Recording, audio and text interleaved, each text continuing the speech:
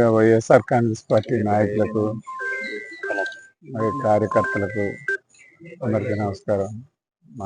ముఖ్యంగా మా గోపిరెడ్డి గారు ఈ విషయాల్లో ఆయన స్పందించి ఆయన తెలుసుకొని కూడా ఆ రోజు మాట్లాడటం జరిగింది. మీ అందరికీ తెలుసు. వాస్తవంగా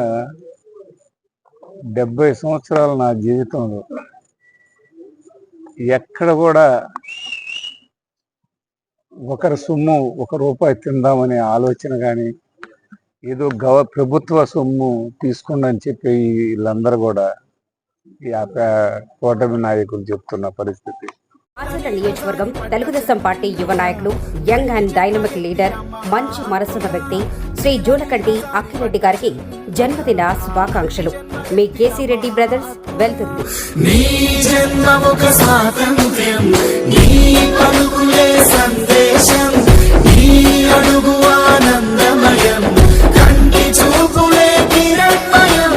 నేల మీద జారి పడ్డ చంద్రుడా, మళ్ళీ జన్మ ఎత్తిన మహాత్ముడా. ఇవన్నీ చాలా దారుణం. ఎక్కడ తప్పు చేయలేదు, చేయను కూడా. ఆ అవసరం నాకు లేదు. ఎందుకంటే ఈరోజు మీరందరికీ తెలుసు, ఎక్కడ నేను నా పేరు కానీ, నా మీద ఆరోపణ కేసు పెట్టడం కానీ ప్రభుత్వం వారు ఎక్కడా చేయలే. ఎవరు? Revenue department.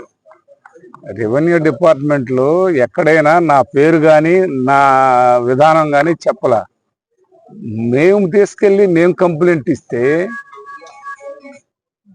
మమ్మల్ని అన్ని విధాల సీటింగ్ చేసింది మమ్మల్ని వాళ్ళు చేశారు. మేము మోసపోయిన వల్ల మేము కంప్లైంట్ ఇచ్చింది.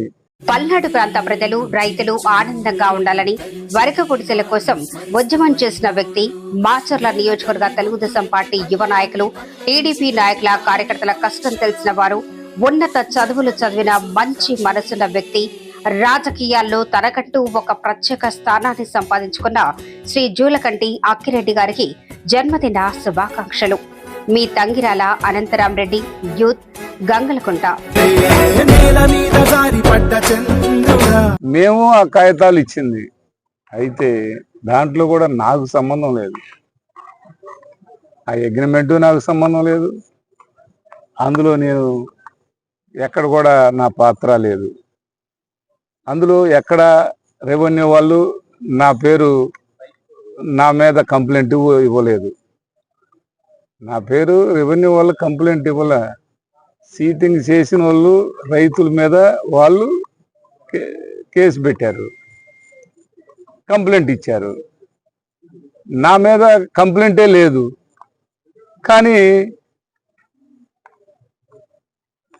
కావాలని రాజకీయ కోణంలో ఎక్కడ దొరకడు, ఇందులో ఏదో విధంగా ఆయన పేరు అందులో చేర్చాలనే ఉద్దేశంగా నన్ను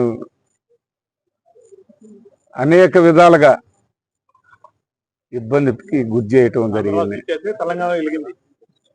ఇక్కడ ఈ ప్రభుత్వం, ఆ ప్రభుత్వం రెండు ఒకటే. ఇక్కడ చంద్రబాబు నాయుడు గారు స్థాయిలో మరి వాళ్ళు నా మీద మాట్లాడటం అనేది మరి ఎంతవరకు మరి మనం చెప్పాలి అనేది మీ అందరికీ తెలుసు. చంద్రబాబు నాయుడు గారు వాస్తవంగా మరి నేను తెలంగాణలో, ఆంధ్రాలో దోసుకున్నానని ఆయన చెప్తున్నారు. ఆయన ప్రభుత్వమే ఆంధ్రాలో దోసుకుని తెలంగాణ దోసుకోవడానికి వెళ్ళాడని చెప్తున్నారు చంద్రబాబు నాయుడు గారు. మరి మీరు కూడా జైలుకు దాకా పోయారు. మీరు కూడా మరి మిమ్మల్ని మేము అలా మాట్లాడితే మీరు మా స్థాయిలో మేము మాట్లాడలేకపోయాం. మరి నేనైతే మీరేమైనా తీసుకున్నారేమో నాకు తెలియదు, కానీ మేమైతే అట్టాటి ప్రభుత్వ ఆస్తులు ఎక్కడ కూడా మేము వాటి ఎక్కడ కూడా ఉంటే మీరు తీసుకోండి అని ఈ సందర్భంగా తెలియపరుస్తున్నాను. వాస్తవంగా తప్పు చేయను. ఎప్పటికీ చేయను. నేను కష్టాన్ని నమ్ముకున్నాను అంతేగాని మరొక కాదని మరొకసారి మీ అందరికీ ఈ సందర్భంగా తెలియపరుచుకుంటూ, కేవలం రాజకీయంగా బెదిరించి బ్రహ్మనాయుడిని ఏదో లొంగ తీసుకుందామనే ఆలోచన చేసినటువంటి వాళ్ళకి నేను ఒక్కటే చెప్తున్నాను, బ్రహ్మనాయుడు ఊపిరున్నంత వరకు వైఎస్ఆర్ కాంగ్రెస్ పార్టీనే ఉంటాను. జగన్మోహన్ రెడ్డి గారితో నా జర్నీ, ఎక్కడ కూడా ఇందులో రాజీ లేదని మరొకసారి తెలియపరుచుకుంటున్నాను. మరి ఇంకొకటి చెప్పాలంటే, చిల్లర మాటలు మాట్లాడి ఏదో వాళ్ళే చెప్తుంటారు 100 సార్లు అబద్ధాలు చెప్పి అది అబద్ధాలు మాట్లాడి అది నిజం చేయాలనే ఒక ప్రయత్నంలో భాగంగా కొంతమంది అదే పని కట్టుకొని నా మీద ప్రచారం చేశారు. ఎక్కడ కూడా నేను డైరెక్ట్గా అడిగాను కమిషనర్ గారిని, ఏమండి నా మీద కంప్లైంట్ ఎవరు ఇచ్చారు, నా మీద కంప్లైంట్ ఏమైనా ఉందా అని. నన్ను కస్టడీకి పిలిచినప్పుడు నేను ఒకటే అడిగాను, వాళ్ళు ప్రశ్న అడిగే ముందు నేను ఒక ప్రశ్న అడుగుతాను, మీరు సమాధానం చెప్పండి అని అన్నాను. ఏంటి ఆ ప్రశ్న అన్నారు. నా మీద కంప్లైంట్ రెవెన్యూ డిపార్ట్మెంట్ వాళ్ళు కానీ ప్రభుత్వం తరఫున ఎవరన్నా నాకు కంప్లైంట్ ఇచ్చారా అని అడిగాను. వాళ్ళు ఎవరు సమాధానం చెప్పలా. ఏందండి సమాధానం చెప్పరంటే, ఇది పైనుంచి వచ్చిందండి. పైనుంచి వచ్చిందంటే ఎవరు పొందుపరిచారు బ్రహ్మనాయుడు పేరు? నెంబర్ 7గా తర్వాత మీరు నన్ను అందులో ఉదాహరించారు, చేర్చారు. అసలు చూడండి, దానికి పైనుంచి వచ్చిందంటే ఎక్కడి నుంచి వచ్చింది? ఇది కేవలం బ్రహ్మనాయుడు ఎక్కడ రాజకీయంగా లొంగ తీసుకోవాలనే ఒక ఆలోచన చేసినటువంటి ఈ కూటమి పెద్దలు, ముఖ్యంగా ఇక్కడ ఉన్నటువంటి నరసరావుపేట ఎంపీ